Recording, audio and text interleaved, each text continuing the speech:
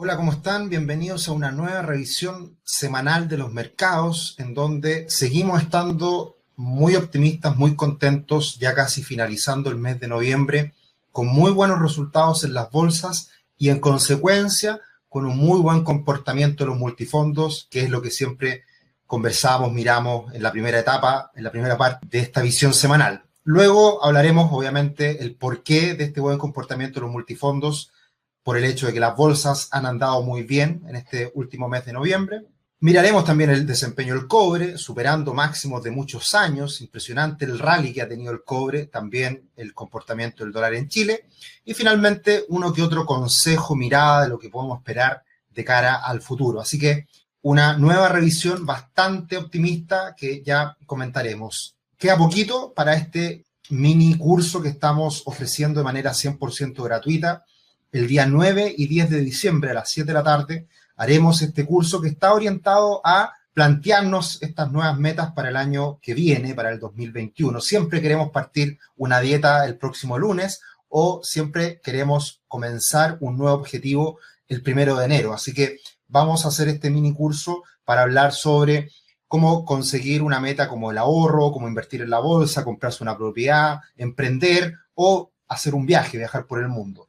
Como siempre, también muy invitados a nuestras redes sociales, Instagram, Twitter, @cetricio o @rubixcl, para que nos acompañen y se enteren de las cosas que vamos haciendo semana a semana, y por supuesto también invitados a nuestro canal de YouTube a que se suscriban.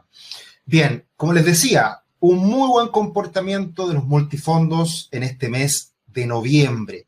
La verdad que ha sido impresionante el salto que se ha pegado el multifondo A, que en suma, o en promedio, la verdad, renta un 9,5% en este mes de noviembre. La verdad que el multifondo A ha andado muy bien, con un muy buen desempeño de las bolsas a nivel global. El multifondo C, balanceado, un comportamiento de todas formas muy bueno, de un 5% en este mes de noviembre, y el multifondo E, con una buena rentabilidad también para hacer renta fija, de un 1,17%. Así que todos los multifondos en un azul muy potente, se puede ver en pantalla, y en el año ya todos están totalmente positivos. El multifondo A renta en este año 2020 un poquito más de un 6%, multifondo C poquito más de 7%, y el multifondo E poquito más de un 6% también. La última semana muy positiva, rentando más de un 2,5% el fondo A, y todos los fondos también con un buen comportamiento en la última semana. Como hemos ido comentando semana tras semana en esta revisión de los mercados, habíamos quedado en agosto, a fines de agosto, con máximos históricos del multifondo C y E. Y el multifondo A había alcanzado un máximo histórico en el mes de febrero. ¿Qué ocurre en este mes de noviembre? Ya el multifondo C supera los máximos históricos de agosto, y ya llevamos desde agosto a la fecha casi un 2% de alza, y el multifondo A sube desde fines de agosto cerca de un 6%, y esta última semana supera los máximos históricos. Por lo tanto, estamos viviendo hoy día máximos históricos del multifondo C y el multifondo A. Y el multifondo E todavía le queda algo para superar ese máximo histórico de agosto, está a un 0,8% de ese nivel. Acá tenemos el comportamiento precisamente de lo que ha sido el comportamiento de los multifondos A, C y E desde el 1 de octubre del año pasado. Es una buena medición que precisamente en nuestro país vivimos momentos complejos con el estallido social y con la pandemia, así que para poner en contexto las rentabilidades de los multifondos, es bueno mirar qué es lo que ha pasado desde octubre del año pasado, del 2019, a la fecha. Y ahí podemos ver que la línea celeste, desde ese momento, 1 de octubre del año pasado a la fecha, renta un 13% y alcanza estos máximos históricos que les comento. Multifondo C, 9,6% desde el 1 de octubre del año pasado, y multifondo E, 4,6% desde octubre del año pasado. Así que un muy buen comportamiento de los multifondos, máximos históricos, multifondo A y C, y la verdad que esto demuestra que muchas veces las personas, cuando hablan en redes sociales, que se presta para esto de estoy perdiendo plata, la AFP lo único que hacen es generar pérdidas. Bueno, todo se compensa en el tiempo, todo se equilibra, y a la larga los multifondos van siguiendo el comportamiento de las bolsas que históricamente a nivel global, en un portfolio diversificado de acciones, van obteniendo retornos en el tiempo. Retornos mayores, menores, pero retornos acumulados en el tiempo. Y por lo tanto, todas las pérdidas que uno pueda ver en los multifondos son temporales, porque si nosotros nos vamos a jubilar en los próximos 10 años, 20 años o 30 años, todos los movimientos de corto plazo son temporales.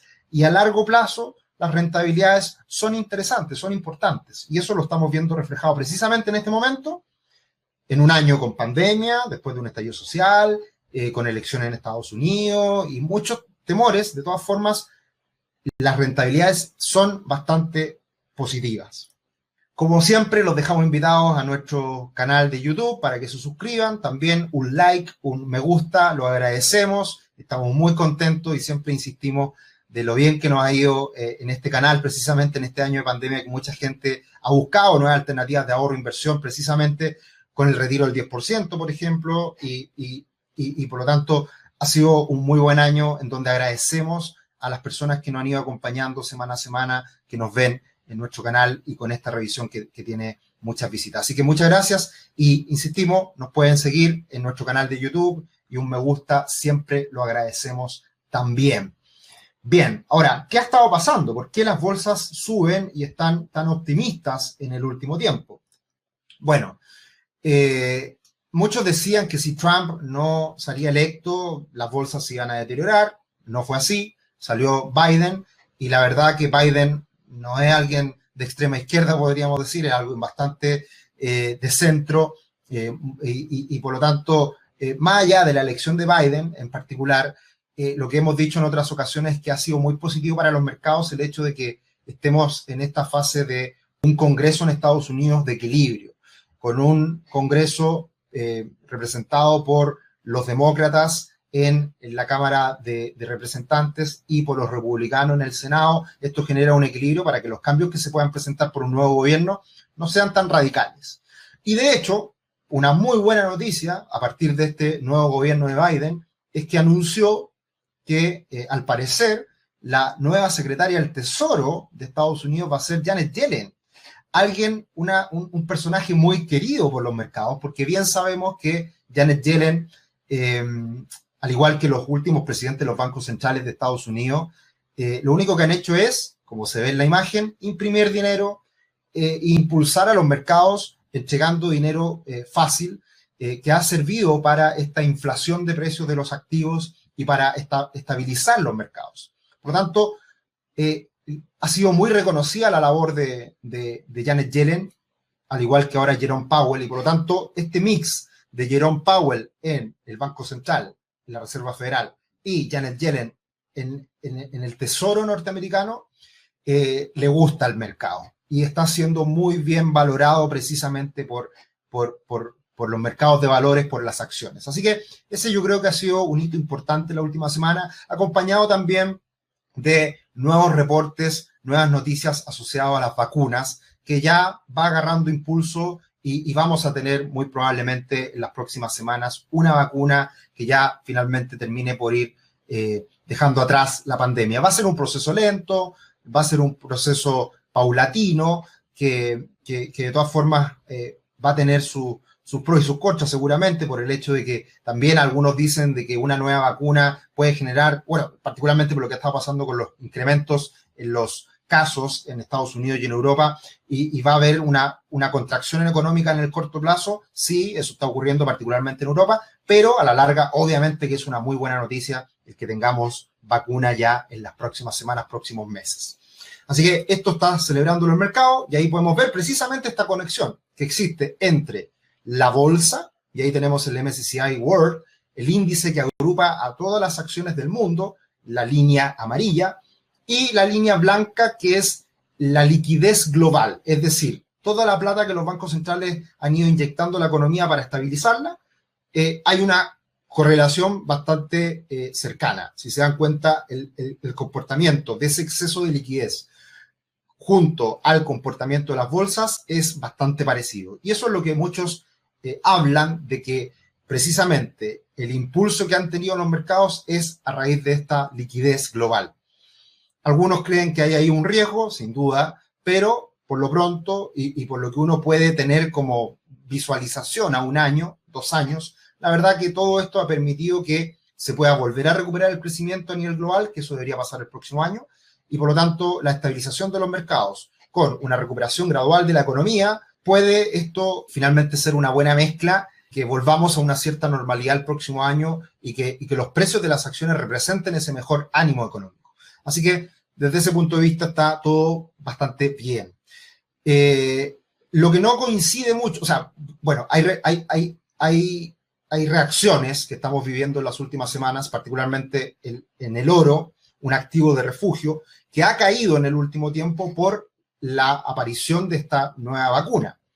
Pero esto no tiene mucha relación con ese exceso de liquidez. O sea, el exceso de liquidez en el mundo es alcista para el oro, y ahí hay una contradicción. Entonces, es muy probable que en el corto plazo el oro esté viviendo esta corrección, está llegando a la media móvil de 200 periodos, un indicador técnico muy importante que nosotros seguimos de cerca, está llegando a ese nivel, la línea azul que pueden ver ustedes ahí, precisamente en la corrección de marzo con la pandemia, el oro se apoyó en la media móvil de 200 periodos, ahora está llegando a ese nivel de nuevo y por lo tanto esto más bien debería ser una corrección para volver a ganar impulso el oro en las próximas semanas. Así que puede estar siendo precisamente una oportunidad lo que está ocurriendo ahora en el oro y que no se condice con ese exceso de liquidez que estamos viviendo en el mundo. Por lo tanto, eso es lo que también anticiparía un mejor panorama futuro para el oro. Y hay que tener en cuenta también este ratio, lo hemos comentado en otras ocasiones.